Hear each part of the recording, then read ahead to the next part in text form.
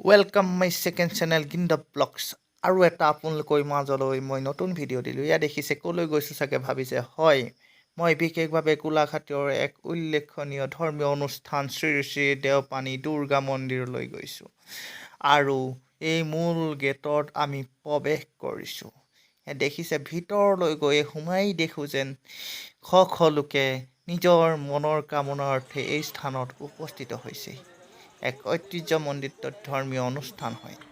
ইয়াত গৈয়ে মোৰ এটা কথাই ভাল লাগে যেন সকলোৱে নিজৰ মনৰ কামনাৰ অৰ্থে যি বিশ্বাস এটা ভগৱানৰ ওপৰত আছে, সেই বিশ্বাসকণ যেন সকলোৱে ৰাখিছে। আৰু এইদৰে মোৰো মনৰ বাঞ্ছাৰ অৰ্থে মই কিতাপকেইডাল বান্ধি থৈ আহিলোঁ আৰু আগৰ সপোনবিলাক পূৰ্ণতা পাইছে। দেখিছে যদি ভিডিঅ'টো চাই ভাল পায় কিন্তু লাইক কমেণ্ট শ্বেয়াৰ কৰিব নাপাহৰিব, কাৰণ এনেকুৱা ধৰণৰ ভিডিঅ'বিলাক পাই থাকিবৰ বাবে মোৰ চেনেলটো ছাবস্ক্ৰাইব কৰি দিয়াটো খুবেই জৰুৰী হৈ পৰিছে। আৰু দেখিছে মই অলপ দেৰি পিছত গৈ পানী কাছৰজনী চালোগৈ।